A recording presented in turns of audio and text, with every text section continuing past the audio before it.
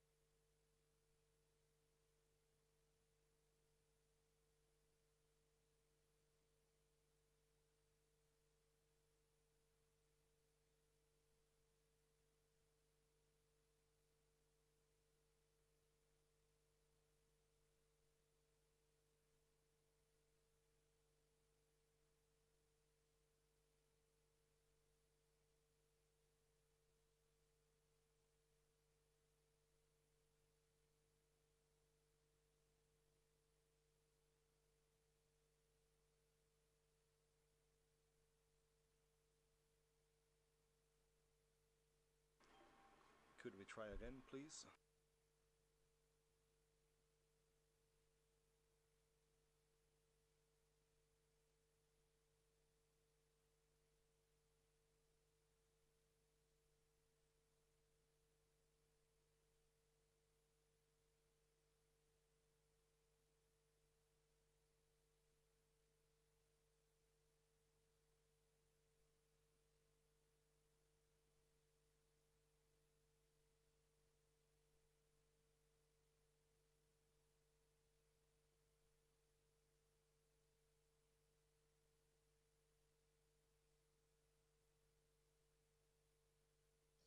Test.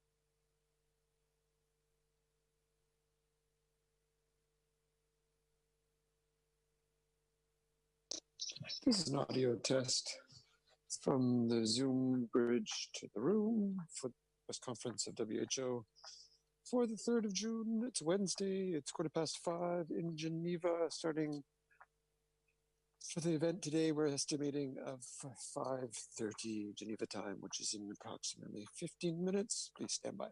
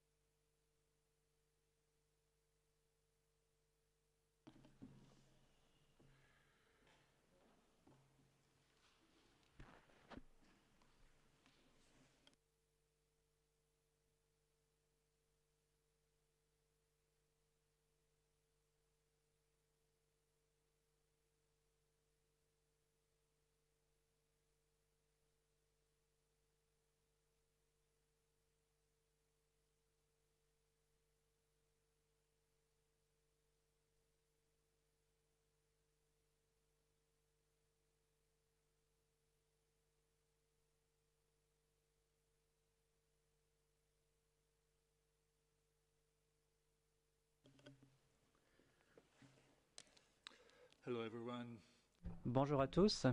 Nous sommes ici au siège de l'OMS à Genève. Nous sommes le 3 juin. Je m'appelle Directo et je vous souhaite la bienvenue à cette conférence de presse régulière sur la Covid-19. Bienvenue à toutes celles et ceux qui sont avec nous par les réseaux sociaux et ceux qui sont avec nous sur Zoom également. Vous pouvez cliquer sur lever la main et ainsi poser vos questions quand on vous donnera la parole. Nous souhaitons la bienvenue aux interprètes qui sont avec nous aujourd'hui et qui fourniront l'interprétation simultanée dans les 6 langues, plus le portugais, plus le hindi. Et donc, les journalistes qui sont avec nous par Zoom pourront poser leurs questions dans ces 6 langues, plus les autres. Nous avons le directeur général, le docteur Van Kerkhoff, le docteur Mike Ryan et le docteur Swaminathan, qui est chef de l'équipe scientifique. Je donne la parole au docteur Tedros pour son discours d'ouverture. Merci beaucoup, Tariq. Bonjour ou bonsoir. L'OMS continue à riposter à la nouvelle flambée d'Ebola dans la ville de Mbandaka, dans la province de l'Équateur de la République démocratique du Congo. Pour l'instant, nous avons détecté 8 cas. 4 personnes sont décédées. Les 4 autres sont en traitement. Soyons clairs. Disons-le, franchement, il s'agit d'une flambée au même endroit que la flambée de 2018. Une flambée, donc la flambée précédente qui a pris fin il y a seulement 3 mois. C'est dans les provinces de Nord Kivu et de l'Ituri, dans l'est de la RDC, que l'OMS et ses partenaires travaillent d'arrache-pied depuis plus de 2 ans. Pourtant, la dernière personne dont le décès était confirmé suite à l'Ebola avait assisté à un enterrement, l'enterrement de personnes parmi les premières décédées, et elle avait été dépistée dans la ville de Bikoro, à 150 km de Mbandaka, ce qui veut dire qu'il y a maintenant 2 zones qui sont touchées. Aujourd'hui, près de 50 représentants de l'OMS et des partenaires sont arrivés à Mbandaka avec 3600 doses de vaccins contre l'Ebola et 2000 cartouches pour les dépistages en laboratoire. Et le gouvernement est en train de faire le séquençage du virus pour voir si c'est une flambée qui est directement liée à la flambée précédente. Cela nous rappelle de manière très éloquente que même au cœur d'une riposte à la pandémie de Covid-19 à laquelle nous réagissons maintenant, il est important de continuer à surveiller et à réagir aux autres urgences de santé publique. Plus de 100 000 cas de Covid-19 ont été signalés à l'OMS ces 5 derniers jours. La région des Amériques continue à être la plus touchée. Cela fait plusieurs semaines que la région des Amériques a signalé plus de cas que le reste du monde pris ensemble. Et ce qui nous inquiète particulièrement, c'est la situation en Amérique centrale et en Amérique du Sud, où un grand nombre de pays connaissent une accélération de l'épidémie. Nous constatons également une augmentation du nombre de cas dans la région de la Méditerranée orientale, l'Asie du Sud-Est et l'Afrique, même si les nombres sont à une échelle moindre. Pendant ce temps, le nombre de cas déclarés en Europe continue à diminuer. Hier, nous avons enregistré le nombre de cas le plus bas depuis le 22 mars en Europe. L'OMS continue à travailler à travers ses bureaux dans les régions et dans les pays, à la surveillance de la pandémie. Nous apportons notre aide aux pays dans leur réaction à l'épidémie et nous les aidons à s'adapter. New and updated technical guidance based on the most up-to-date evidence.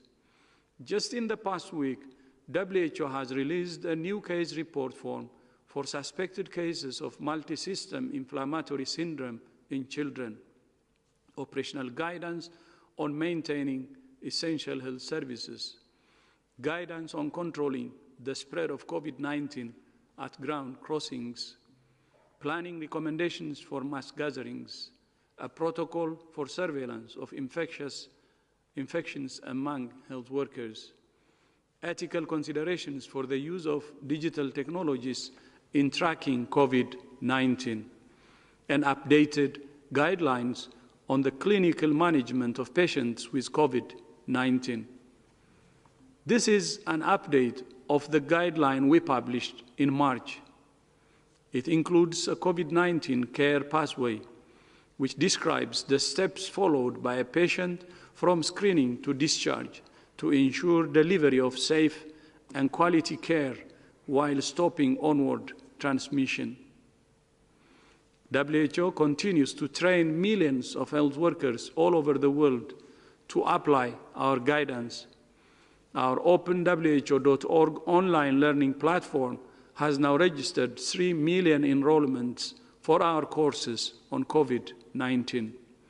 And we have added 2 new courses, one on decontamination and sterilization of medical devices, and another on environmental cleaning and disinfection. In total, we're now offering 12 courses in 27 languages. In the past week, we launched COVID-19 courses in Amharic, Arabic, French, Hausa, Macedonian, Odia, Spanish, and Vietnamese. As you know, last week, the executive group of the Solidarity Trial decided to implement a temporary pause of the hydroxychloroquine arm of the trial because of concerns raised about the safety of the drug. This decision was taken as a precaution while the safety data were reviewed. The Data Safety and Monitoring Committee of the Solidarity Trial has been reviewing the data. On the basis of the available mortality data, the members of the committee recommended that there are no reasons to modify the trial protocol. The executive group received this recommendation and endorsed the continuation of all arms of Solidarity Trial, including hydroxychloroquine. The executive group will communicate with the principal investigators in the trial about resuming hydroxychloroquine arm of the trial. The Data Safety and Monitoring Committee will continue to closely monitor the safety of all therapeutics being tested in the Solidarity Trial. So far, more than 3,500 patients have been recruited in 35 countries. WHO is committed to accelerating the development of effective therapeutics, vaccines, and diagnostics as part of our commitment to serving the world with science, solutions, and solidarity. Thank you. Thank you very much, Dr. Tedros, for these opening remarks. We will proceed with the questions. I would ask journalists to be short, concise, and to have only one question so we can take as many as possible, and to remind you that you can ask questions in 6 languages and Portuguese if that is easier for you. So if we are okay, we will start with the reporter from Saudi Arabia. We have Mohammed Al-Haidar online from Riyadh News Agency. Mohammed, can you hear us? السلام عليكم. السلام عليكم. Yes, please, go ahead. Yes, we can hear you well. صوتي واضح؟ صوتي واضح؟ Yes. السلام عليكم. أول شيء شكرا على إتاحة الفرصة لنا الصحفيين في السعودية. سؤالي عن عقار الهيدروكسي كلوروكين. هناك دول أوقفت هذا العقار، وبالتالي زادت عندهم الحالات في العناية المركزة وبعض والوفيات. في المقابل هناك دول ما زالت تستخدم هذا العقار، وبالتالي انخفضت عندهم أعداد أو التعافي. تعليقكم حول هذا التباين في استخدام العقار؟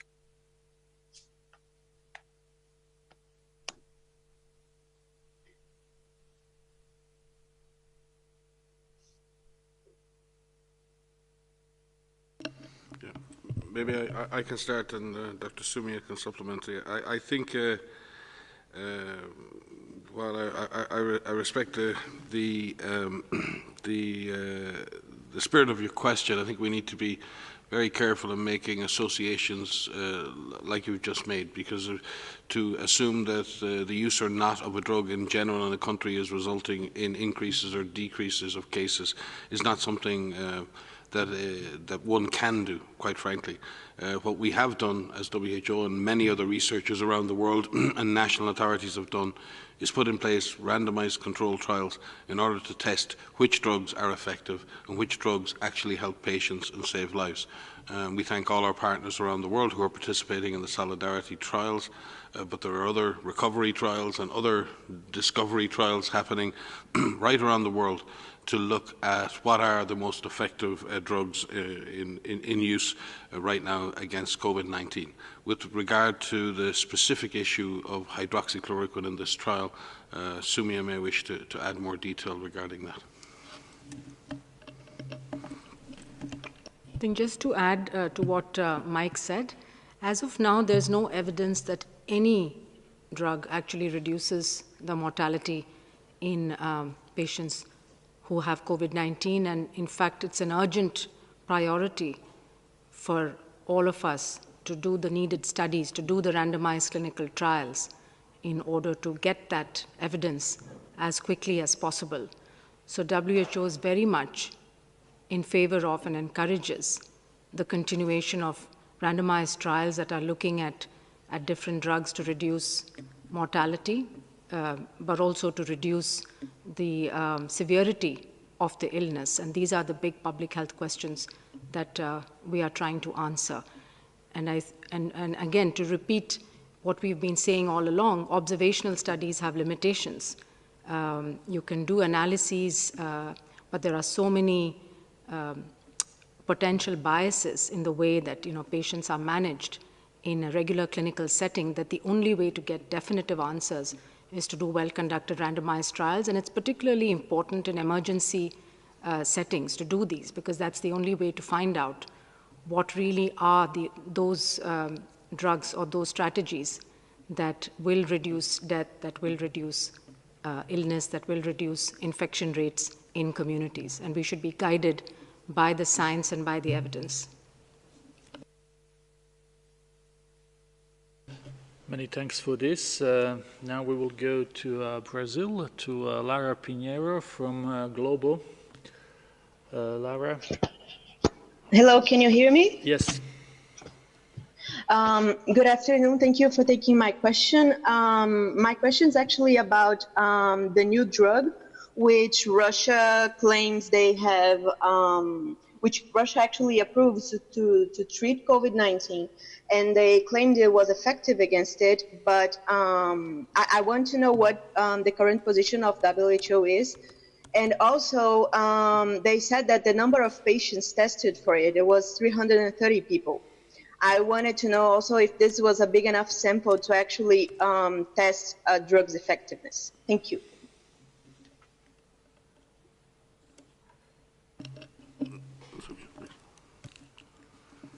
So we have received information that avifavipiravir, which is similar to favipiravir, has been tested, and that the drug that's actually been created by the Russian Direct Investment Fund in conjunction with the Chemical Diversity Research Institute will be provided in Russian hospitals very soon. It's been developed and tested in clinical trials in Russia, and we would very much like to see and would be keen to see the results of those trials, and are eager to know if there are drugs that are effective and safe for the use of COVID-19 patients. Maria or Mike might like to add anything. But that's the information that we have at the moment. Thank you, Dr. Swaminathan. Next question comes from All Africa News, and we have Tammy online. Hello, Tammy.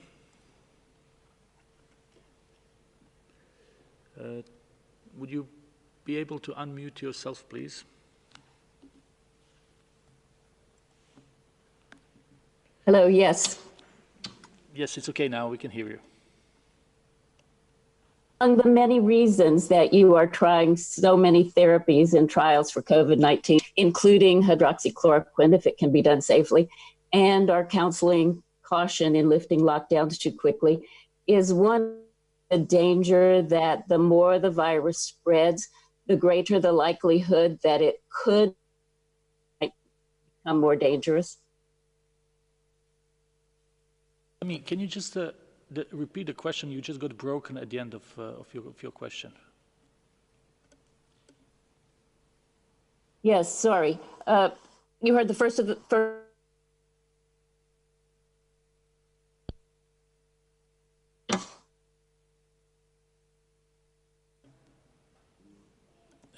Tammy, I'm afraid we lost you. Are you still with us?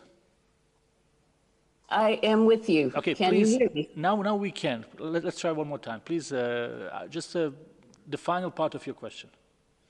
Okay, just the last part is among the reasons that you're doing all the things that you're doing, the danger that the more the virus spreads, the greater the likelihood that it could mutate and might make it more dangerous? Or is that a concern behind the many therapies you're trying and the advice that you're giving on various levels? Thank you very much, Tammy. We finally got the question. Thank you, Tammy, for the question. I'll start, and perhaps others would like to supplement. I mean, the first part of your question around the more the virus spreads, the more of a chance that it can mutate. We've been discussing here at these pressers that there's a large number of scientists and virologists who are looking at full genome sequences of the virus that are available, that are being shared by countries all over the world. There are more than 40,000 full genome sequences that are available. Some of those are available on GISAID, and some of those are available on other platforms in which scientists are looking to see, are there changes in the virus? And as it is a coronavirus, it is an RNA virus, there are normal changes in this virus that one would expect over time. None of these changes so far indicate that the virus itself is changing in terms of its ability to transmit or to cause more severe disease. But there are many people who are looking at this and are looking at the fine details of the sequence itself to follow up and to discuss whether or not any of these changes can reflect a change in its behavior. But I do think an important point, not related to the sequence, and your question about with the more time that this virus circulates, can it become more dangerous? And I think part of that answer is yes, because people grow tired. You know, it's very difficult to keep up all of these measures, and we must, remain strong and vigilant to have governments fully engaged and people fully engaged. As these lockdowns are lifted, that has to be done in a slow way. And in some situations, these measures, these public health and social measures, may need to be reintroduced again. And that may frustrate people, which is completely understandable. And that, in a sense, could make the virus more dangerous because people become complacent. And it's important that no one becomes complacent.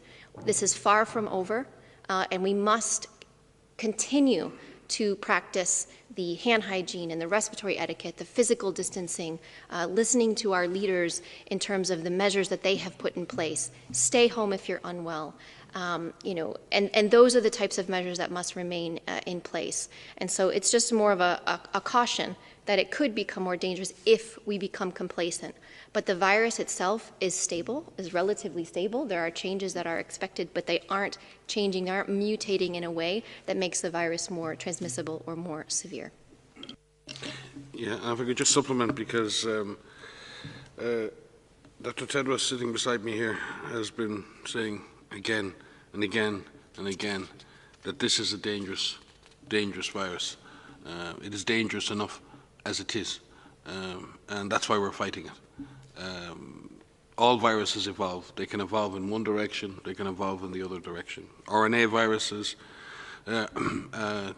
do mutate more quickly or evolve more quickly because unlike us humans who live with DNA that corrects itself, our code can correct itself, RNA viruses don't have that natural error checking that goes on, and that gives them a disadvantage and an advantage. The disadvantage is they make a lot of mistakes, and many of the viruses don't thrive or survive, but very occasionally a mutation can lead to a virus becoming more effective in transmission or more virulent or less effective in transmission. And in general, in human infection, viruses tend to evolve to live with humans rather than do more damage. That would be a general process of viral adaptation, because it's not in the virus' interest to do too much damage in the host. It wants to survive.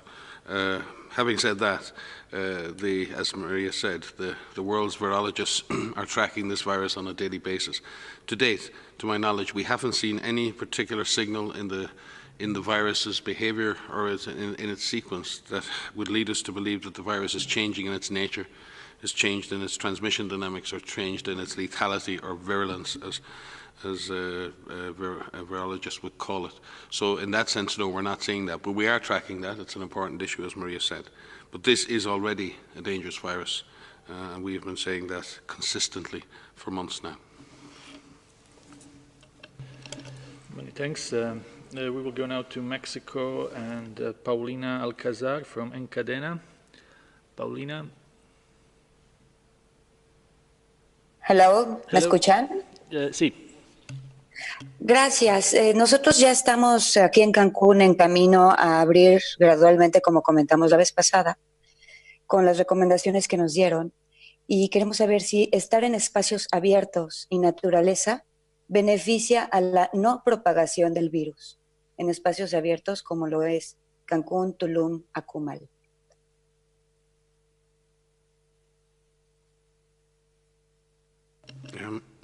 I can begin and Maria can follow. I think this virus spreads from person to person by the droplet or respiratory route, or often by the contamination of surfaces by someone who has symptoms or someone who's shedding the virus. So in that sense, being out in the open is a very good thing. Being out in the open air is a very good thing. It's good for one's general health, and I think it's good for avoiding infection as well. As long as you're not out in the open with thousands of other people crowded together, then yes, it's a good thing in general for health. And so we could only encourage people in the right circumstances that happens. And as countries open up, we're seeing more and more parks and other amenities are being opened to people. But I think it is important that you listen to local authorities. They have to manage these public spaces, and they're precious public spaces, but they also have to keep those public spaces safe and allow people to mix in a safe way. So yes, we should be using nature to heal ourselves and to heal our communities, but we also need to abide by the public health advice that authorities give for the use of those amenities. Maria? Many thanks. We will go to India today now. We have Ankit with us. Hello, Ankit. Good evening. Good evening. What do you have to say on the AP report published which cited internal WHO recordings and claimed that, in your own view, China delayed providing the details to the WHO by at least 2 weeks? Is the report factual, and what is your response to this? Thank you. Our leadership and staff have worked night and day in compliance with the organisation's rules, regulations, to support and share information with our member states equally and engage in frank and forthright conversations with governments at all levels. That's what I would like to say. Thank you very much, Dr. Ryan, for this.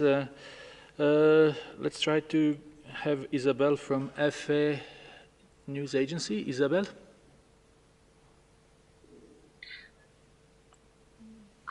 Hello, do you hear me? Yes. Gracias, Tari. Quisiera preguntar por qué la situación es tan mala en Sudamérica y Centroamérica, a pesar de que muchos países de estas regiones implementaron medidas de contención muy temprano, incluidos confinamientos estrictos. Y en relación a esto, quisiera saber, a partir de lo que sabemos del comportamiento del virus en otras regiones del mundo, ¿qué recomendarían a los gobiernos latinoamericanos para detener la propagación del virus? I can begin. I think first of all, when we look at Latin America in general, it's important, and the Americas in general, it's important to distinguish that, as happened in Europe, as happened in Southeast Asia, the epidemic is not at the same stage of development in each and every country. The small island states in the Caribbean have done a superb job in containing the virus and in stopping disease and in saving lives. But we are very concerned about Haiti at the moment because of its unique circumstance, its unique fragility, and the fact that the disease is accelerating in a highly vulnerable population. And I think you can say the same on each sub-region for the Central America. Similarly, we are concerned about the disease situation in places like Nicaragua. However, we're seeing a different scenario in other countries. Similarly, in South America, we see increasing continued intense community transmission in places like Peru, in Brazil, and in other countries. We might have said the same thing a number of weeks ago in Europe or in North America or other places. Why is the situation so bad? The epidemic has developed in each and every region or sub-region in a slightly different way, but what has been common to many regions has been intense community transmission. And it is clear that once that intense community transmission has been established, it's very difficult to root the virus out. And it takes a comprehensive strategy, not just public health and social measures. It requires to have a highly involved and empowered community. It requires strong coordination and governance at government level. It requires all of society approach. It requires sustained commitment. And it also, even in those situations, you see particular settings in which the disease can take off and cause a tremendous amount of suffering and death. We see that scenario in Europe and in North America in long-term care facilities. We've seen that emerge in closed settings, in detention centres, in others. So there are particular settings in which the disease can amplify and cause more difficulties.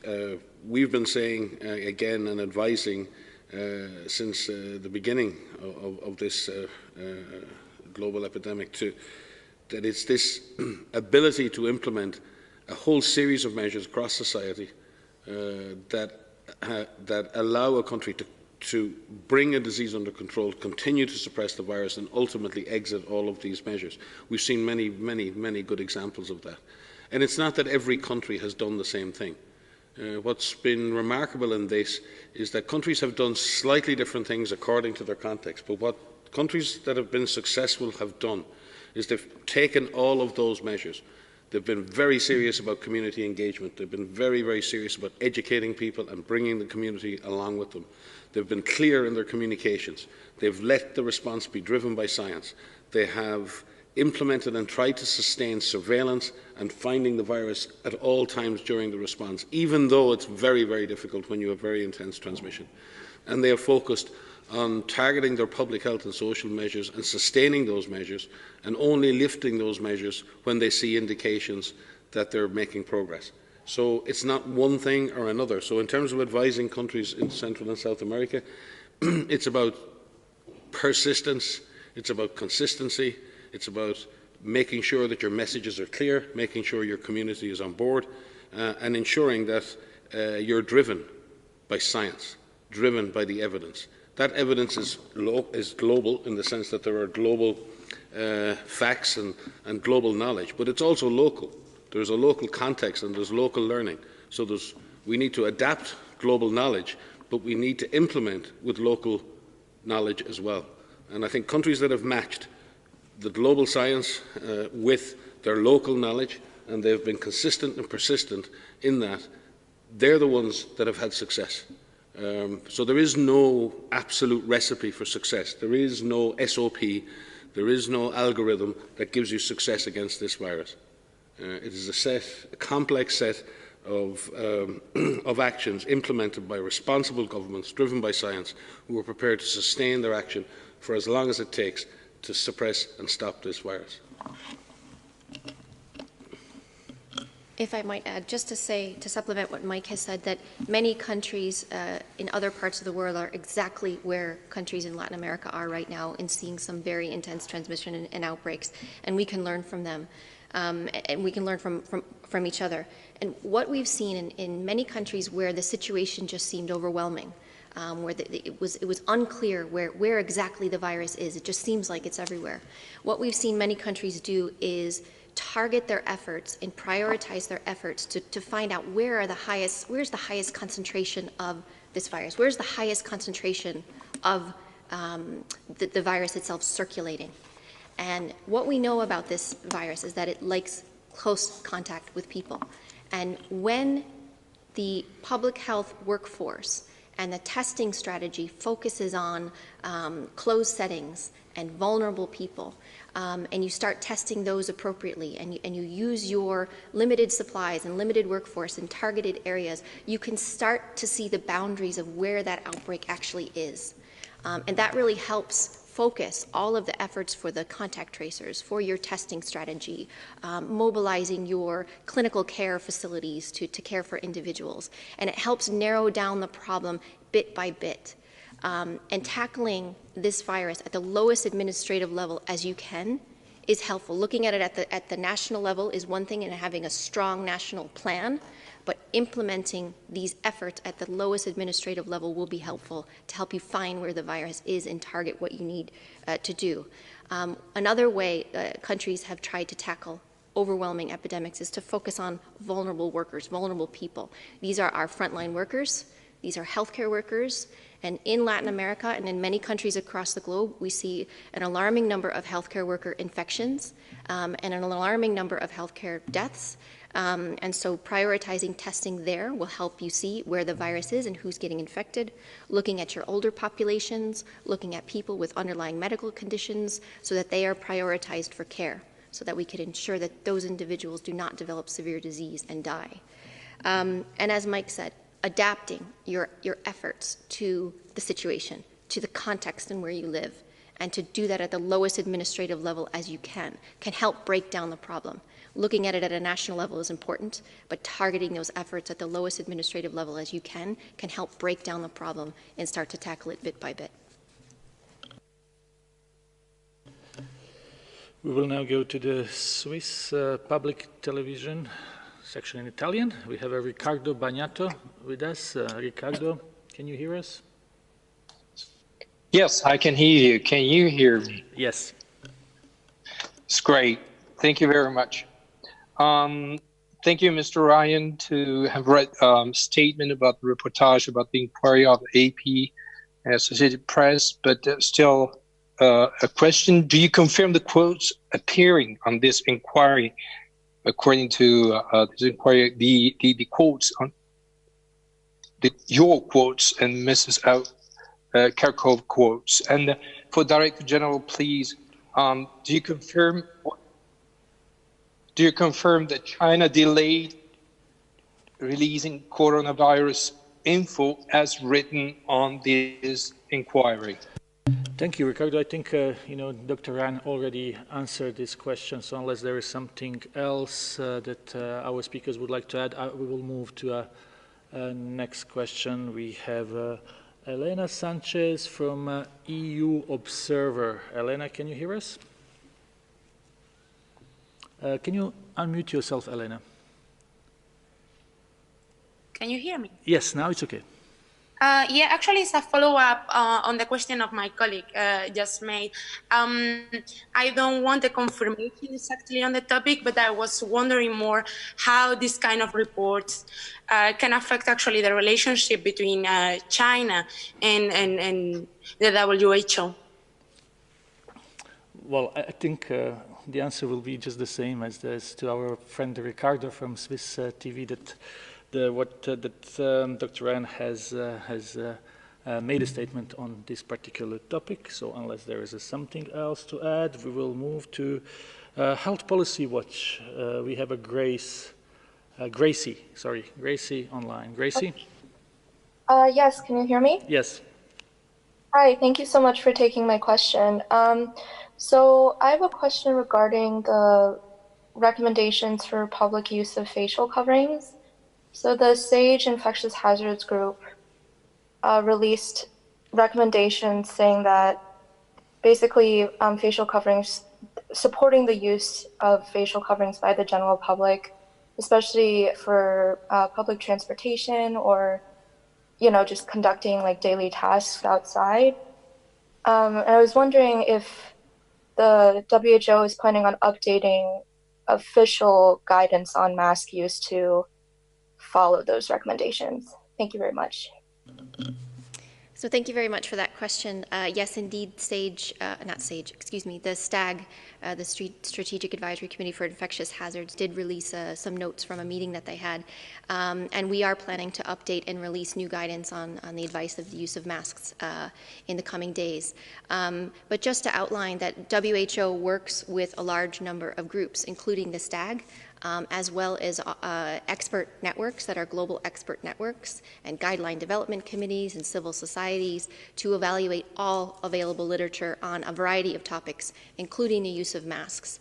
But I think what is important is from our April 6th guidance, what we did put out and what we continue to say is that masks alone are not enough. Masks must be used as part of a comprehensive strategy for COVID-19, including all of these public health measures, test, treat, isolate, trace, and quarantine contacts, all of these measures. And in our April 6th guidance, what we did is outline a number of situations and support for decision makers in taking decision about how and where masks could potentially be used. And in that guidance, we outlined areas and settings where, for example, physical distancing couldn't be achieved, that a mask could be considered. And so we are seeing a number of countries across the world now adopting that and indeed using our guidance and making decisions to say in situations where we can't do these public health measures and we can't do physical distancing, a mask would be useful. And so we're actually trying to track that to see with masks, but with all of the interventions that countries are using, and how this is adopted at the country, at the national, and indeed the subnational level. But we will be issuing guidance in the coming days. And just to add in that context, and to confirm what Maria said, we have said in this presser on a number of occasions that we would fully support countries implementing broader use of masks in specific contexts as part of a comprehensive strategy. Our concerns were using masks as an alternative to all of the other measures. Masks should be additive to the risk management process. There is no zero risk, unfortunately, in this fight against COVID-19. We're all experiencing that as we move back to work, we move back to school. Everyone is concerned. What are the risks? How can I reduce risk? How can I manage the risk to me or my family?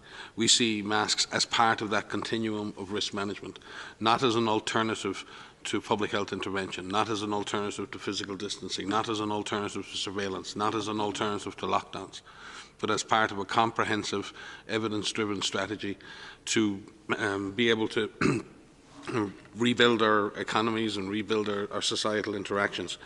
And then specific reference to the use of face coverings at general population level, and Maria is right, I mean, the team will be issuing updated guidelines across a range of issues related to masks, not just community use of masks, but I also think masks in other settings, but with regard to the use of masks at community level, they would mainly be used for the purposes of source control. In other words, for people who may be infectious, reducing the chances that they would infect someone else. And I would again reiterate that if someone is sick, if someone is symptomatic, they should be at home or they should be in a medical care facility. And therefore we need to be really, really careful with the use of masks for source control. There are always situations in which someone is unaware of their symptoms, and then the use of masks for source control could be a useful additive. But it is not an alternative. And let me say it again, it is not an alternative. Symptomatic individuals moving about within our communities is not a good thing, and masks are not an adequate way of managing that risk. The adequate way of managing that risk is supporting that symptomatic person with adequate care, ensuring that we identify all of their contacts, that their contacts quarantine for 14 days and supported in that quarantine. And in that context, that is the primary and best way to manage this, and as Maria said, to break the chains of transmission. Masks are a potentially important adjunct, and many countries are using that in a very, very measured and a very, very credible and a very, very responsible way. And I think our guidance will reflect that responsible use. Hey, thanks, Dr. Ryan. So let's go to the next question. We have Jeremy from RFI. Jeremy? Can you hear me? Yes. All right. Thank you so much for taking my questions. Hello to everyone. I will ask my question in French, if I may. Suite à l'annonce que vous avez faite concernant l'hydroxychloroquine, le fait que vous la réintégriez dans les essais Solidarité, est-ce qu'il faut prendre ça comme un blanc-seing pour l'hydroxychloroquine, ou bien ça ne présage en rien de sa potentielle nocivité et l'OMS pourrait très bien, d'ici quelques jours, de nouveau décider de l'exclure des essais? Merci.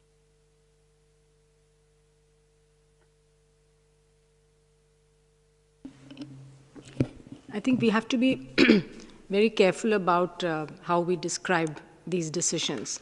So when we announced last week that we were temporarily suspending the enrollment into the hydroxychloroquine arm of the Solidarity trial, it was based on some reports of increased mortality that was described in a large group of patients, and increased mortality among those taking hydroxychloroquine compared to those who were not.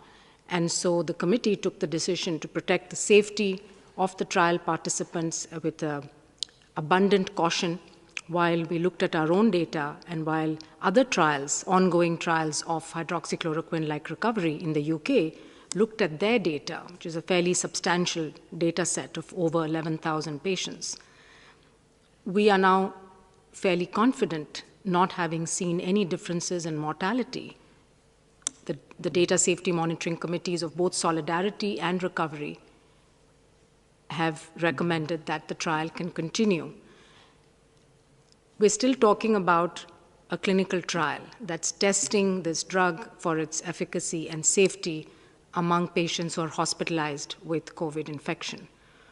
We make recommendations for the use, routine use of a drug based on evidence. We have a process. We set up a guideline development group. It reviews all the evidence.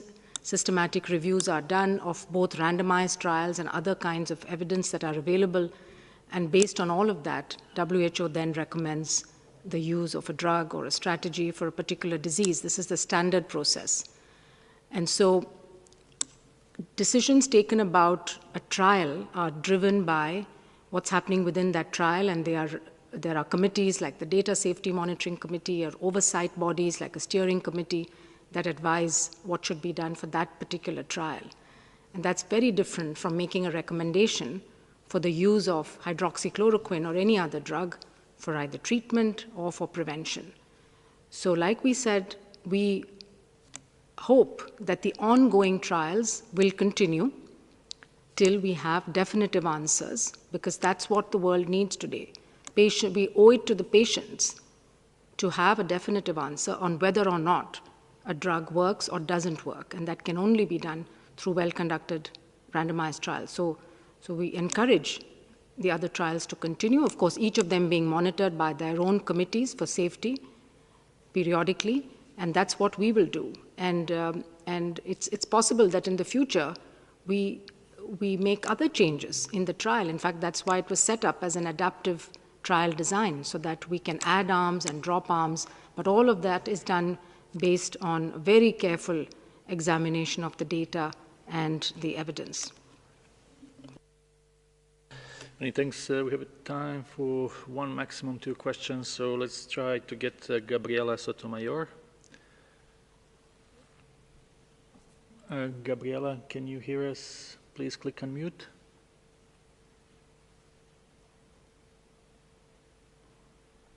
Sí. A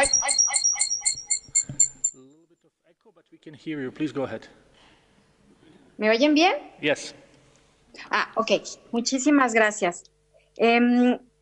Hablaban de esta situación en América Latina y yo me refiero a México, y sigue una alta mortalidad en ciudades como la de México. les quiero preguntar si piensan que la contaminación ambiental, que es muy alta en varias ciudades del país, pudiera tener algún efecto en el COVID, en la enfermedad de los pacientes, y si ustedes consideran que, por ejemplo, altas dosis de vitamina D, de Daniela, y de vitamina C pudieran ayudar a fortalecer el sistema inmunológico de las personas, pues para poder resistir esta enfermedad. No sé si ustedes pudieran comentar algo sobre esto. Muchísimas gracias. On the issue of vitamins, I don't believe there's any specific evidence that vitamins prevent or can treat COVID-19. But, however, there are many things that we can do to keep our bodies healthy and will allow us to deal with any infectious disease in a more effective way. So a healthy diet and sometimes supplementing those diets with appropriate vitamins is a very positive way to keep oneself healthy. But I do not think it's possible to say that any particular vitamin concoction or any other, for that matter, is associated with better outcomes in COVID-19. However, I'm sure we can refer to, we're tracking so many different studies around the world at the moment on the use of specific therapies, but I'm not aware of vitamins being used as a supplemental therapy in any of the trials that are currently underway, but we can check that. With regard to air quality, again, I think it's difficult to make associations. There's no question that poor air quality is associated with chronic lung disease and chronic obstructive pulmonary disorders. And we do know that people with underlying chronic conditions of the respiratory system and heart and cardiovascular system have higher mortality rates than this. So it's logical to assume that if someone already has damaged lungs from severe outdoor or indoor air pollution, it is logical to assume that they will be more affected by this virus, especially if they become clinically unwell. I'm not aware, and Maria may correct me on this, I'm not aware of any specific studies that have associated air pollution with worse outcomes, but it's a very interesting avenue of study, and we do know that for certainly indoor air pollution is associated with much higher rates of respiratory disease in children and sometimes worse outcomes. So there's no question that air pollution plays a role in both the incidence and severity of severe acute respiratory diseases. I'm just not quite sure whether this has been proven in the case of COVID-19. Maria? So it hasn't yet, but it doesn't mean that those studies aren't underway. I'm not aware of studies specifically looking at pollution, but I do want to add to what Mike has said is that we have seen quite substantial reduction in pollution during this pandemic with the reduction in people's movement. We've all seen images of the sky and in certain cities that have been quite heavily polluted. And it comes back to something the Director General has said previously, and WHO has been saying, is not only do we build back better, but we build back greener. And there's an opportunity here, to use this time to not only help our public health infrastructure and work on universal health coverage, but also to have a safer environment. Because as Mike has said, people with underlying conditions, especially people with chronic cardiovascular disease and chronic respiratory disease do have a proven higher risk of developing severe disease and death associated with COVID-19. So that is something we do know, and anything that puts people at an increased risk of developing those chronic conditions will put them at an increased risk for severe COVID-19 disease. Thank you. I think we will conclude here. We will have an audio file available as well as transcript. We also sent you a number of news releases, feature stories coming on different topics, not only from the headquarters, but also from our regional offices, as well as invitation for the press conferences that are held by our different regional offices. So you're welcome to listen to that as well. And from my side, I wish you a very nice day and evening. Thank you. Thank you, Tariq, and thank you all for joining. Thank you so much.